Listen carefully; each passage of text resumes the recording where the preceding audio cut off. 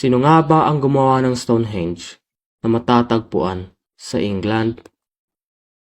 Ang Stonehenge ay nabuo 45 taon na ang nakakaraan at sa panahon natin ngayon ay isa itong misteryo kung sino nga ba ang gumawa at kung para saan ang strukturang ito.